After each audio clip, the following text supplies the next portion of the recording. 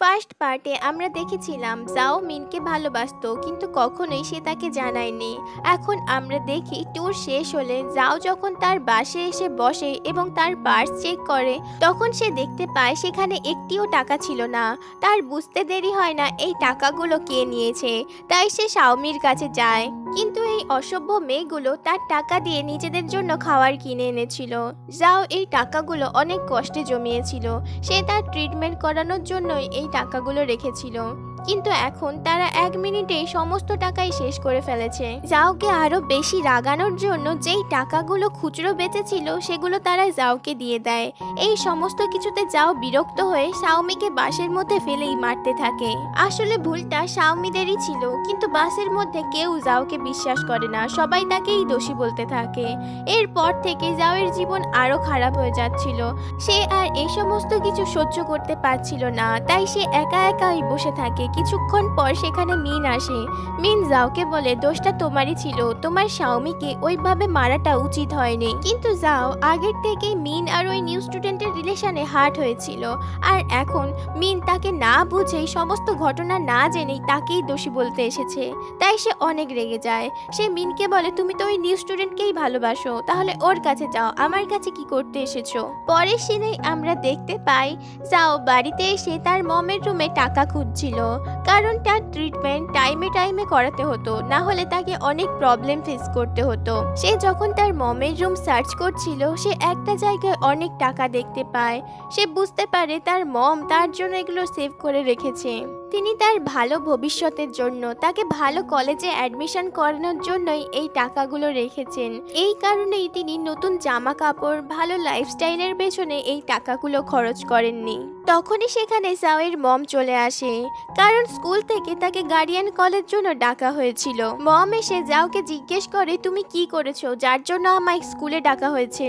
সেখানে জাও সমস্ত সত্যি কথাই বলে দেয়। তার অসুখের কথা শুনে জাওয়ের মম তাকেই মারধর করতে থাকে, কারণ তার মনে হচ্ছিল জাও হয়তো স্কুলে যাওয়ার নাম করে অন্য কারোর সাথে কোনো খারাপ কাজ করে। কিন্তু জাও বলতে থাকে সে কোনো খারাপ কাজ করেনি। তার মম কিছুক্ষণ ধরে ভাবার পর বুঝতে পারে জাও সত্যি কথাই বলছে। আসলে তার বাড়িতে যে সমস্ত কাস্টমাররা আসতো তারা ওর বাড়িতেই স্নান করত, আর তাদের ইউজ করা টাওয়ালই জাও ইউজ করত। এই জন্য তাদের কারোর মধ্যে থেকে এই অসুখটা জাওয়ের মধ্যে এসেছে। আর নিজের ভুলটা বুঝতে পেরে তিনি জাওকে নিয়ে হসপিটালের দিকে যাচ্ছিলেন। জাও এতে খুব খুশি হয়, কারণ তার মম তাকে প্রথমবারের জন্য এত কেয়ার করছিল। খুশিতে সে কান্না করতে থাকে। এরপর কিছুদিন কেটে যায়, স্কুলের সমস্ত কিছুই নর্মাল হয়ে গিয়েছিল। এখন জাওকে কেউ বুলি করতো না। একদিন জাও বাড়ি যাওয়ার পথে দেখতে পায় একটা মেয়েকে কয়েকজন মেয়ে মিলে মারধর করছে। সে কাছে গিয়ে দেখতে পায় এটা শাওমি ছিল। পুলিশটা চলে গেলে শাওমি জাওকে বলে তুমি প্লিজ স্কুলে কাউকে কিছু বলো না। জাও বলে ঠিক আছে, কিন্তু তুমি আমার টাকাটা ফেরত দাও যেটা তুমি বাসে আমার পার্স থেকে নিয়েছিলে। শাওমি না বলে দেয়। তখন জাও বলে ঠিক আছে, তাহলে আমি স্কুলে গিয়ে সবাইকে সব সত্যিটা বলে দেব। এখানে শাওমি টেনশনে পড়ে যায়, কারণ স্কুলে যদি এটা সবাই জানতে পারে যে তাকেও বুলি করা হয় তাহলে স্কুলে তার আর কোনো ভ্যালুই থাকবে না। পরের দিন স্কুলে জাও আর সেন একটা জায়গায় ঘুরতে গিয়েছিল। সেই সময় অন্যদিকে আমরা শাওমিকে দেখি। সে জাওয়ের নাম করে সেনের বোনকে এসএমএস করে। সেখানে সে তাকে একটা নির্জন জায়গায় দেখা করার জন্য ডাকে। সেনের বোন ওই অ্যাড্রেসে পৌঁছে দেখে সেখানে একটা খুব বড় পুরনো বিল্ডিং রয়েছে, আর জায়গাটা খুবই নির্জন। কিছুক্ষণ পর সেখানে কয়েকটা মেয়ে এসে তাকে ঘিরে ফেলে। সে ভয় পেয়ে বিল্ডিং এর ছাদে চলে যায়, আর রেলিং না থাকার কারণে সেখান থেকে পড়ে গিয়ে সে মারা যায়। আর এই ঘটনার পুরো দোষটা গিয়ে পড়ে জাওয়ের ওপরে, কারণ ওই মেয়েটির ফোনে লাস্ট এসএমএস জাওয়ের নামেই ছিল। এখানে কেউ জাওকে বিশ্বাস করে না, না তার ছোটবেলার বন্ধু মিন, না সেন যে তাকে ভালোবাসতো। ক্রমশ এই ঘটনাটা মিডিয়াতেও ছড়িয়ে পড়ে। সমস্ত জায়গায় সমস্ত লোকেরাই জাওকেই দোষী বলছিল। তাকে দেখা মাত্রই সবাই তাকে খুনি বলে গালাগালি করত।